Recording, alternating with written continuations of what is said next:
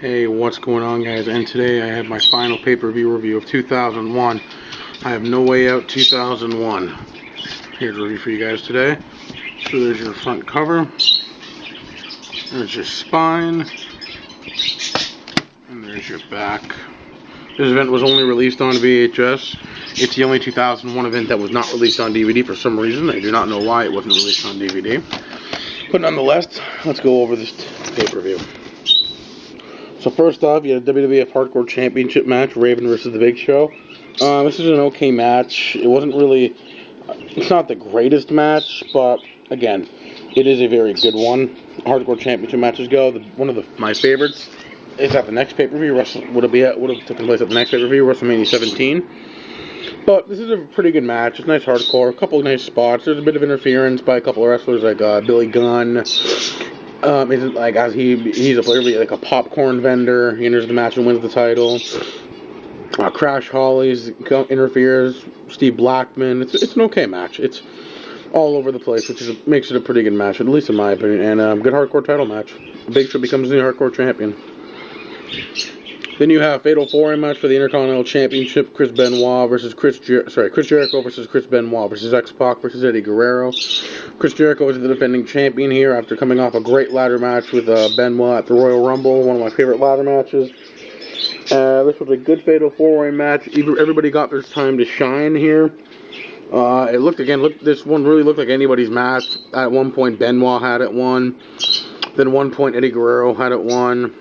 Then several points, Chris Jericho had it won, and then near the end, X-Pac had it won, but Chris Jericho got X-Pac with a really good roll-up and got the win. Chris Jericho retains his Intercontinental Championship. Then you had Stephanie Mcmahon-Helmsley versus Trish Stratus. This match was it was basically a nothing match in the grand scheme of things, but as far as women matches go, and Stephanie McMahon really isn't even trained women's wrestler, and it was actually pretty good. I actually liked it. It was a really good fight, and actually it was a surprisingly good match. So, out of all the matches on this card, this was probably the one I thought was going to be the worst, and I was wrong, actually, and it was actually pretty good. Next, you have Jerry the King Lawler versus Steven Richards. If the King wins, the cat can get naked. It's a very stupid stipulation, a very stupid match. Has to do a lot with right to censor. By far the worst match on the card. Not even going to say anything more about it, and let's just skip it. Then next you have the WWF Triple Threat Tag Team Championship table match. The Dudley Boys defending against Edge and Christian and Kane and The Undertaker. A very good match here. Again, has some interfering by Rikishi and Haku. And it's all over the place. Great table spots, obviously in the table match. Just great spots overall.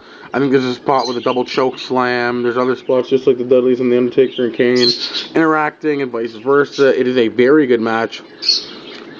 The Dudley Boys do walk out tag team champions, but still, they walk out tag team champions in a very good table match, one of my favorites.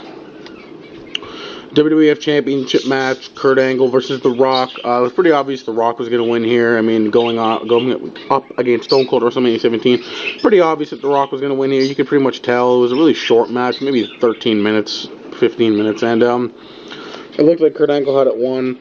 But again, The Rock just hit like two or three rock bottoms in a row. Kurt Angle, there was no fight. It was really obvious he was going to win. Actually, I think it was really poorly done here on Angle's part. And Angle usually delivers great performances, but in this match, I don't know.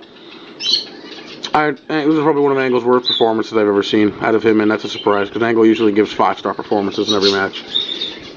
And your main event, 2 out of 3 falls match: Stone Cold Steve Austin versus Triple H. The first fall, 1-on-1. The second fall, street fight. No rules, no DQ. And the third fall, if necessary, it's steel cage match. This match was easily match of the night. One of my favorite 2 out of 3 falls matches, or 3 stages of hell matches. I prefer to call it that myself. As far as 3 stages of hell matches goes, this one is not my favorite. My favorite is Armageddon 2002. This one would be the second best.